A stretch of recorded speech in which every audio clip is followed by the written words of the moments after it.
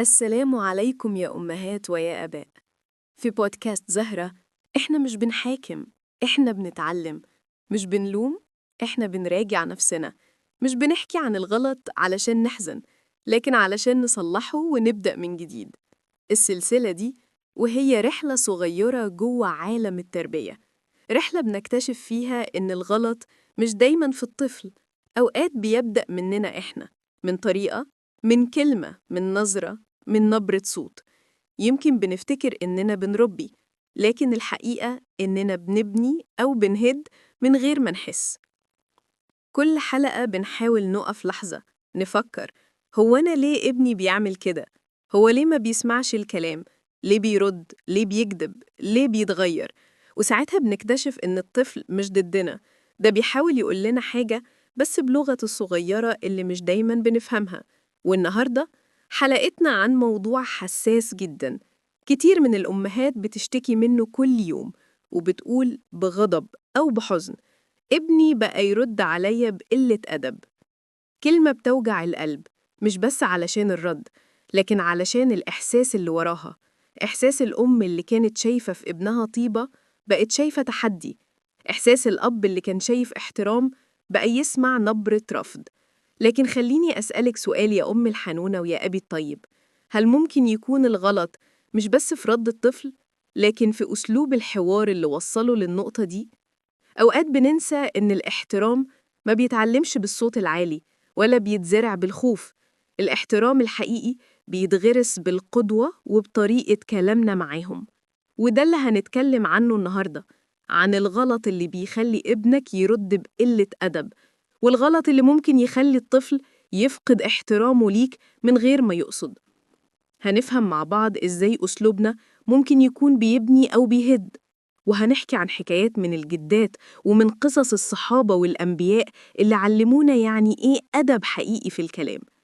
فاقعدي معايا بهدوء وافتحي قلبك قبل ودانك، لأن التربية مش معركة بين الكبير والصغير، دي رحلة قلوب بتتعلم تحب صح.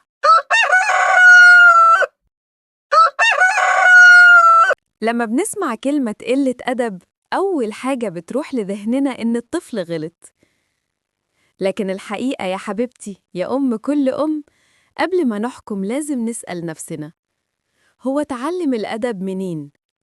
الأدب مش بس إن الطفل ما يرفعش صوته، الأدب الحقيقي هو أسلوب الحوار، كيف يتكلم وكيف يسمع وكيف يعبر وهو مطمئن. والطفل بيتعلم ده مننا، من نبرة صوتنا، من طريقة كلامنا لما نغضب، ومن رد فعلنا لما يغلط. في التربية في قانون بسيط جداً لكن عميق: إن الطفل مرآة لأسلوبنا. لو اتكلمنا بعصبية هيتكلم بنفس العصبية، لو سمع مننا كلمة قاسية هيجربها علينا أول مرة، لو فقد احترامه لصوتنا مش هيحترم أوامرنا بعد كده. وده مش ضعف منه ولا سوء تربية، لكن لأن اللي اتزرع جواه مش الاحترام، اتزرع الخوف أو المقاومة. شوفي يا أمي، ربنا سبحانه وتعالى علمنا في القرآن أعظم أسلوب في الحوار، مش مع طفل لكن مع أشد القلوب قسوة. لما أرسل موسى وهارون إلى فرعون قال: فقولا له قولا لينا لعله يتذكر أو يخشى. يا الله، لو ربنا بيأمرنا باللين مع فرعون، فإزاي نرفع صوتنا على أولادنا وهم قطعة من قلوبنا؟ وده مش كلام عاطفة بس، ده منهج قرآني، لأن الكلمة الطيبة زي ما قال الله تعالى: ألم ترى كيف ضرب الله مثلا كلمة طيبة كشجرة طيبة. الكلمة الطيبة بتنبت في القلب زي الشجرة الطيبة، جذورها ثابتة وفرعها في السماء. واللي بيحصل في بيوتنا أوقات إننا بنزرع كلمات شوك، نستهين بكلمة اسكت، مش فاهم حاجة، رديت عليا، لكنها تفضل جرح صغير في نفس الطفل، يكبر معاه لحد ما يتحول لصوت عالي هو كمان. الرسول صلى الله عليه وسلم علمنا الأدب في أبهى صوره. في كل موقف من حياته كان بيبدأ بالسلام، ويخاطب الناس بأسمائهم، ويبتسم حتى في الخلاف. لما شاب جه للنبي وقال له: يا رسول الله، ائذن لي بالزنا، الكل اتضايق، لكن الرسول ما صرخش، ما قالش قلة أدب، قال له أترضاه لأمك؟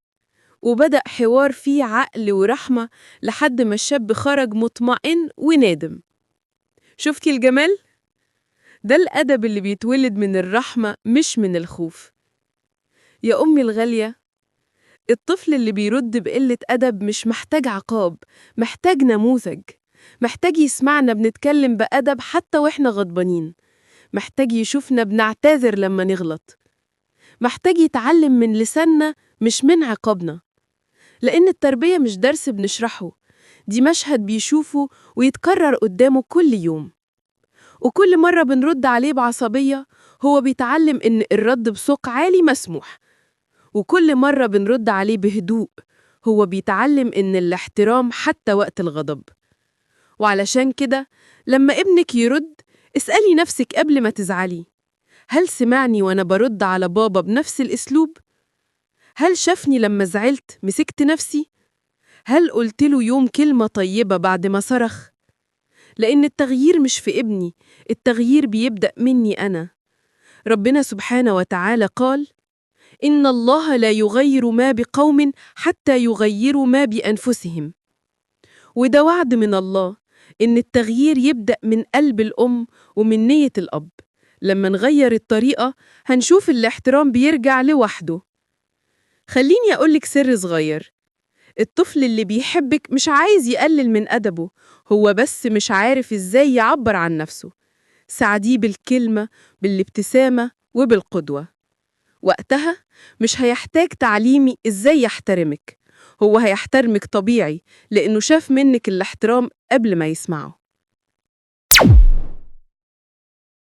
يا بنات، أنا عارفة إنكم بتحبوا فقرة الجدة جداً، وكل مرة تبعتولي في التعليقات وتقولولي فين حكايات الجدة يا زهرة، بنحس إنها بتدخل القلب وتفكرنا بأيام زمان وبالحنان اللي كنا محتاجينه. فقررت النهاردة نفتح صندوق الجدة من تاني ونسمع منه شوية حكايات عن الرد بقلة الأدب، بس بطريقتها اللي فيها حكمة ودفء. وصدقوني كل واحدة منهم فيها درس كبير لكل أم وأب. الحكاية الأولى: الولد اللي كان صوته عالي على أمه. بتقول جدتي: كان في ولد صغير اسمه أدهم، أمه كانت طول الوقت تزعق له قدام الناس وتقول له: اسكت يا قليل الأدب، حتى لو مجرد حاول يعبر عن رأيه. كبر الولد وبقى فعلا بيرد بصوت عالي على أمه. مش بس كده، ده بقى شايف إن رفع صوته حقه الطبيعي، لأنه اتعلم منها إن اللي صوته أعلى هو اللي عنده الكلمة الأخيرة. وفي يوم اتخانق معاها قدام الجيران والناس اتدخلت والأم انهارت من البكا. ساعتها قالت الجدة كلمتها: اللي يزرع الصوت العالي يحصد قلة الأدب. ومن يومها الأم دي اتغيرت وبقت لما تغلط عليه أو تعصب بعدها ترجع تقوله: أنا أسفة، ما كانش المفروض أزعق كده. وساعتها الولد ابتدى يلين وبدأ يحس إن صوته العالي بيوجع اللي بيحبوه مش بيكسبوا حقه. الحكاية التانية: البنت اللي كانت بترد بحدة. وبتحكي الجدة كمان عن بنت اسمها سلمى، كانت أمها دايما تقول لها: ردي بسرعة، ما تتأخريش، ليه مش بتردي؟ لكن لما البنت ترد حتى لو رد بسيط الأم تقول: إيه الأسلوب ده؟ اتعلمي الأدب. كبرت سلمى وبقت مش فاهمة يعني إيه توازن، يا إما تسكت خالص وتكتم يا إما ترد بعصبية. لحد ما في مرة المدرسة بتاعتها نادتها وقالت للأم: بنتك مش قليلة الأدب، بنتك متوجعة بتدافع عن نفسها لأنها مش لاقية أمان في الرد. وساعتها الأم رجعت تبكي قدام الجدة وتقول: أنا اللي علمتها الخوف من صوتها. فقالت لها الجدة: اللي عايز ابنه يتكلم بأدب لازم يسمعه بحب. ومن يومها الأم بدأت تسمع بنتها للآخر، حتى لو ردت خطأ كانت بعدها تصلحها بهدوء مش بالصوت. وساعتها سلمى بقت رقيقة وكلامها كله ذوق. أما الحكاية التالتة فهي عن شاب كان دايماً يقول لأبوه: ماشي يا عم، بدل ما يقول حاضر يا بابا.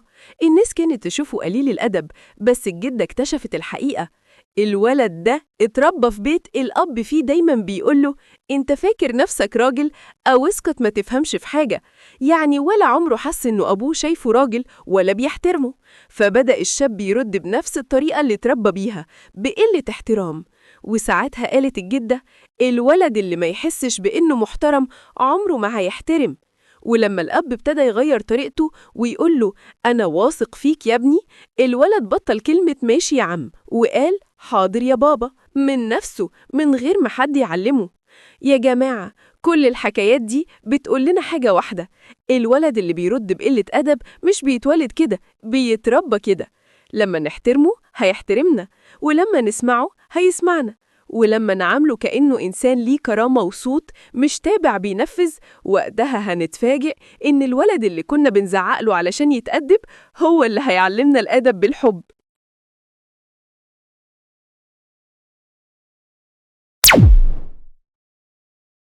يا كل أم ويا كل أب بيسمعوني دلوقتي، الرد بقلة أدب مش صدفة ومش جينات ومش عناد فطري، ده نتاج تراكم كلمات ونظرات وصوت عالي وإهانات صغيرة بنفتكر إنها تربية، وهي في الحقيقة كانت كسر.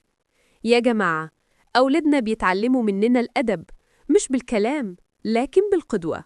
لما يشوفونا بنتكلم باحترام، بنسمع اللي قدامنا، بنعتذر لما نغلط، بنختار ألفاظنا بعناية، هم بيتعلموا ده من غير ما نشرح.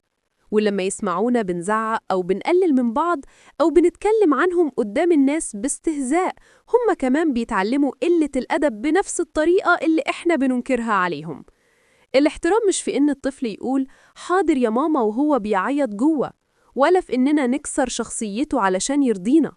الاحترام الحقيقي بيتبني لما الطفل يحس إنه صوته مسموع، وإنه محبوب حتى وهو غلطان، وإن مفيش كلمة هتقلل من قيمته.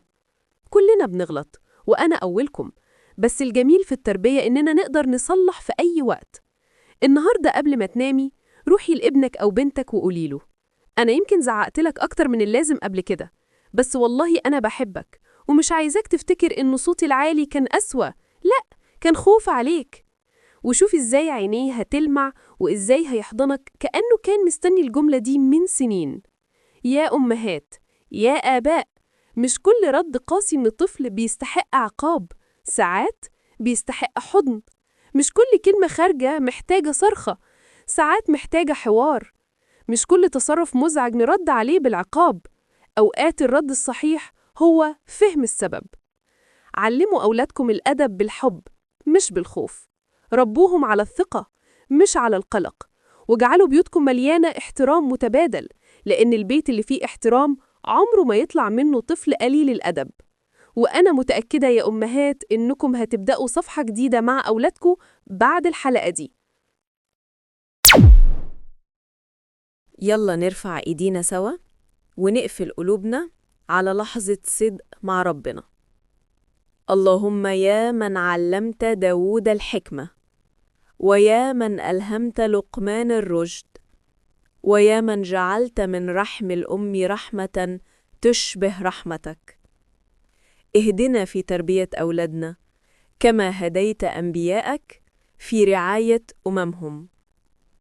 اللهم اجعلنا آباء وأمهات كما تحب، واعين لا غافلين، صابرين لا يائسين. اللهم ارزقنا الكلمة الطيبة التي تصلح، والنظرة الحانية التي تهدي، والقلب الذي يتسع لكل خطأ من أبنائنا كما اتسع حبك لنا رغم تقصيرنا. اللهم علمنا نختار وقت العتاب وطريقة الكلام، واجعل كل موقف بيننا وبين أولادنا باب خير مش باب كسر.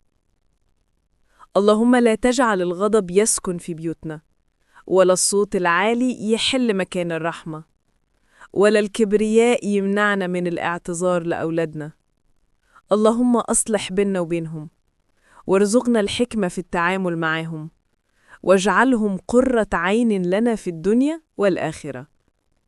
اللهم اجعل أبنائنا مطيعين لك قبل أن يكونوا مطيعين لنا، وأدخل حبك في قلوبهم قبل حبنا، واجعلهم من الذين قال فيهم نبيك صلى الله عليه وسلم: خيركم خيركم لأهله، وأنا خيركم لأهلي.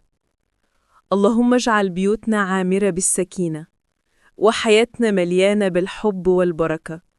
واجعلنا ممن إذا أخطأ أصلح، وإذا غضب تذكر، وإذا ربى على حبك يا رب العالمين. آمين.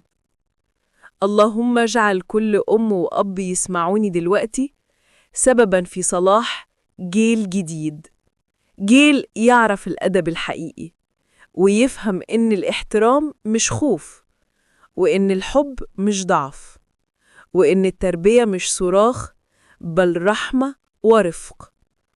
يا رب اجعلنا مفاتيح خير لأولادنا، ولا تجعلنا سبباً في وجعهم، واغفر لنا إن أخطأنا في حقهم بجهل أو غضب أو خوف عليهم.